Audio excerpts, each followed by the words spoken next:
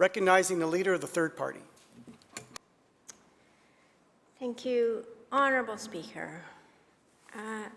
As we respond to this throne speech after what has been for so many a year of sacrifice and loss, I think what British Columbians need at this moment is a shared sense of common purpose, not only for navigating this third wave of COVID-19, but for a more just and equitable future. We need to recognize that the responsibility this government has to address multiple overlapping crises we face in addition to COVID-19, from the drug toxicity crisis to the existential threat of climate change. What I think BC needs right now is a clear sense of where we want to get to as a province and how we're going to get there together. What BC needs right now is courageous leadership, not just tweaking the status quo, but with this throne speech, the government is choosing the latter. I've been reading some interesting books lately, Mr. Speaker. Yuval Noah Harari's *Sapiens*, George Monbiot's *One Out of the Wreckage*, and Rutger Bregman's *Humankind*.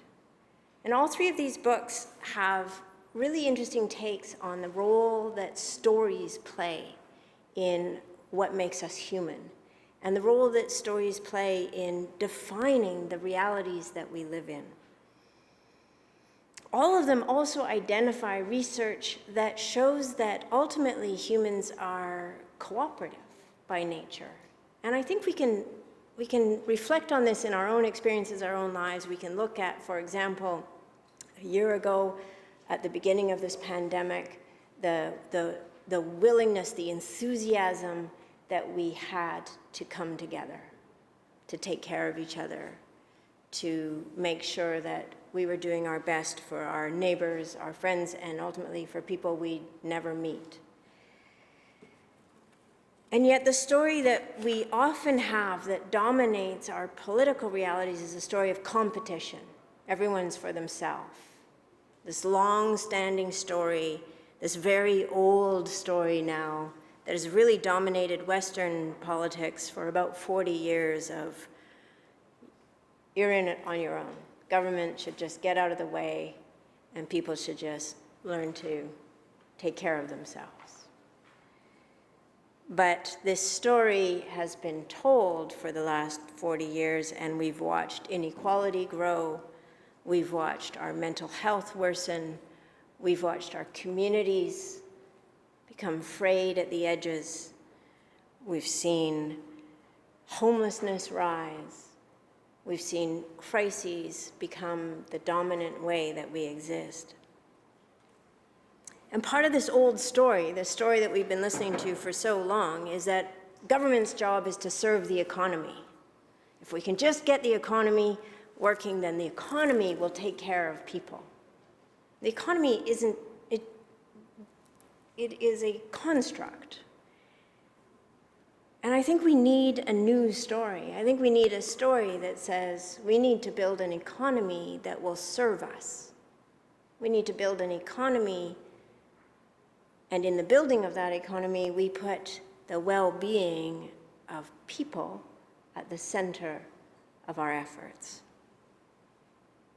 I want a new story. I want a different story.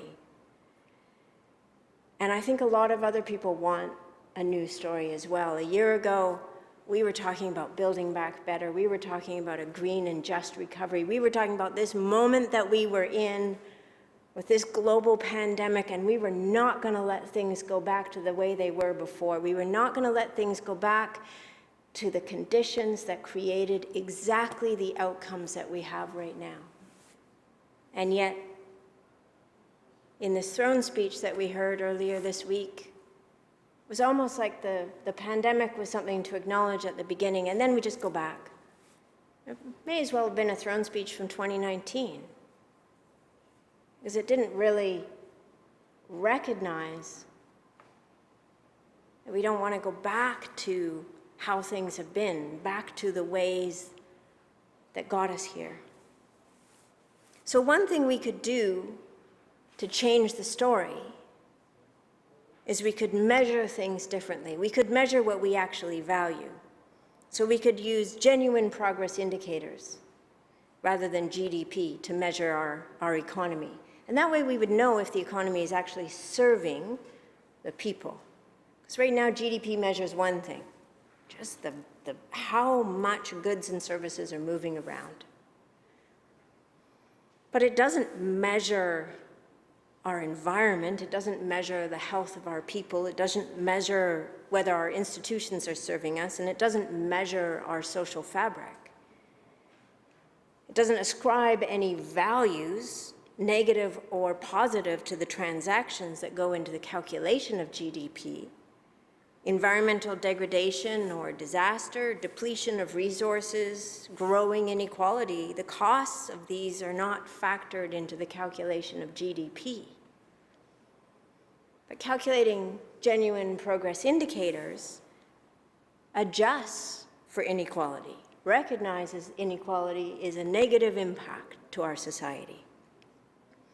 GPIs add the value of non-paid work, parenting, volunteering, housework, things that we all do, but that we ascribe no actual value to in our economy, which is astonishing, really. I mean, consider the value of volunteering in our communities. And we don't think that that has any value when we measure it when it comes to our economy. GPIs add the value of service from infrastructure, both built and natural. So a watershed is valued for the service that it provides of clean drinking water, not just the value that it could offer to a timber company if those trees were cut down. GPIs recognize the value of time and leisure. GPIs subtract the costs of crime, subtract the costs of long-term environmental degradation, air pollution, water pollution, ozone depletion, noise pollution, loss of farmland, loss of forests, loss of wetlands. I think we could all recognize that the impacts of those losses or of those effects on us are negative to our economy and to our lives and to our society. And yet GDP, well, if a forest is turned into timber, that's good for GDP. We're not going to measure anything else about that forest. So I think if we want a new story for our province, we do need to measure things differently. And we can. Other countries, other jurisdictions have introduced GPIs. We have some in BC, but they don't really inform a lot of our policy and decision making. What else in this story do we want to tell about BC? How about BC is a province where everybody has a place to live? Let's start there. Every child has enough food to eat. Everyone has an opportunity for quality education, lifelong learning. Let's keep building from there. And I think about this a lot. I imagine what it would feel like, not just for me, for people I know, for people in this province, what it would feel like to have a government say, first and foremost, we're here to make sure that you, your children, your elders, your neighborhood, your community, your town, your city, we're here to make sure that the conditions to thrive exist. I think we owe it to young British Columbians and to future generations to seize this moment and to not let all the sacrifices of this past year go by and amount to nothing, to revert back to little tinkering on the edges, status quo. People want to hear from us what's possible. They want to feel inspired by a vision for the future that gets us that sense of common purpose again, that we can actually look at individual sacrifices because it contributes to a greater common good. That if my neighbor is doing better, that's good for me. If there's less inequality, that's a better society for us to live in. I don't want to have a future where we just sort of say we are going to passively allow things to get worse year over year, where we're resigned to the fact that a world devastated by climate change, inequality, and lack of biodiversity is just the future that's coming. And we're gonna make ourselves a bit more resilient for that, but we're not going to stand up in this moment that we have and say, no, that's not the future we want to build. And in fact, that's what we do in here. This is our job. We build the future. Every decision we make shapes the future. And more than ever, I need a government that will step up to meet the urgency of this moment with a clear vision and a bold plan for what is possible. We hear about the work this government plans to do on the edges, but what we don't hear is the recognition that we need a realignment of how we look at the whole picture. For over 4 decades, we have heard politicians and governments talking about taking care of the economy. And where are we? This destabilizing level of inequality, an alarming concentration of enormous wealth into fewer and fewer hands, a climate emergency that governments want to look away from, but that will not be ignored with the seasons that are now marked by floods, droughts, wildfires, and vicious storms. This throne speech doesn't outline a plan to address the gaping holes in mental health care or tackle the housing affordability crisis in a deeply meaningful way. The speech says that government will pursue its goal of a province where everyone has access to a safe and affordable place to call home. However, the only specific promise that is made is to that end is to make investments through Budget 2021 to help get thousands of missing middle rental homes built through the province.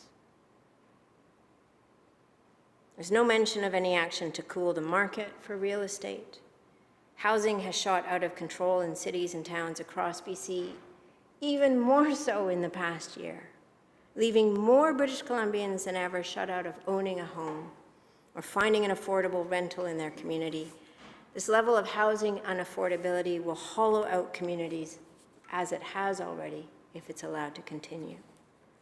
There's very little sign from this government that they're going to take action to turn that around. On mental health, the throne speech recognizes the impact of the pandemic on our mental health. It says, quote, "People everywhere are experiencing increased anxiety, stress, and depression." This is true. But there's no indication that this government is going to move to take action to support people's mental health in this time of crisis in a way that ensures that everybody gets that help when they need it. We urgently need accessible and consistent mental health care. We've been advocating for including mental health treatment under MSP, but so far not seeing a lot of willingness from government to act on this critically important issue. I was also, Honourable Speaker, profoundly disappointed to see no mention of a green recovery in this speech. The section in this speech on Clean BC and climate action was last, almost like an afterthought. The word climate was mentioned exactly once. In the speech, we were promised that the government will create good jobs while tackling the climate crisis and protecting the environment. An afterthought. To say this is an inadequate approach to addressing the challenge of climate change feels like an understatement. We cannot afford to view climate action as an afterthought. We cannot see it as being something opposed to job creation, as if creating jobs and taking action on climate come at each other's expense. Again, this is the old story. We have to choose. We can have jobs or the environment. We can have jobs or climate action. I don't believe that story. It's the opposite. If we take ambitious climate action to green our economy and support workers as we do so, this investment and innovation driver would be a huge job creator. And it would create jobs that aren't unhealthy either for the workers or the environment. Tackling the climate crisis and ensuring a just transition for workers must be at the center of our investments and our recovery plan if we are serious about addressing the greatest challenge of our time. And it's not just us saying we can do more and must do more at this moment. In other parts of the world, from small jurisdictions right here to other countries, governments are unveiling their ambitious plans to do better for their societies as they build back from COVID-19.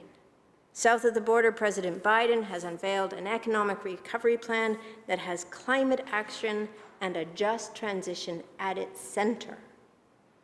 His plan is predicated on reimagining and rebuilding a new economy. This plan recognizes climate change as one of the greatest challenges of our time, and over the next 10 years, the plan proposes to invest $10 trillion into infrastructure, all aimed at reorienting the American economy and making it more resilient to future shocks. Other examples, Denmark is spending 18.4 billion kroner, 2.5 billion euros, to renovate 72,000 social housing units, with another 11.5 billion kroner that will serve future renovations until 2026, with the focus on green transition. New Zealand is spending $1 billion to create environmental jobs focused on pest and weed control, biodiversity projects, and conservation, with a goal of saving 4,000 native species that are on the brink of extinction. Amsterdam, Brussels, and right here in BC, Nanaimo are cities that are adopting donut economics as the economic model to recover from COVID, with the goal of ensuring that nobody falls short of life's essentials, from food and water to social equity and political voice, while ensuring that we don't break down Earth's life support systems, such as a stable climate and fertile soil. Amsterdam has targeted a 50% reduction in food waste by 2030, implemented measures to make it easier for residents to consume less, and pushed for construction companies to build with sustainable materials. Iceland is preparing to issue green treasury bonds as part of its recovery plan. Sturla Paulsen, Director of Market Operations at the Central Bank of Iceland, put it this way, quote, "We have to be second to none in terms of the demand we put on ourselves to preserve nature, the environment, and sustainability." Iceland has also strengthened its pledge to the Paris Agreement by raising its 2030 emissions to cut targets to 55% of 1990 levels rather than 40%. Hawaii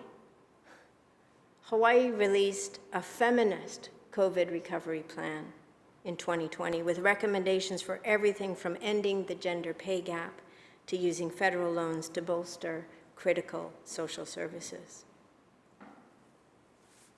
We in BC could be among the world leaders in our pandemic recovery, recognizing that this is a moment to seize, a moment when so many of us see that continuing to do the same things and expecting different outcomes really isn't a plan that we should accept anymore.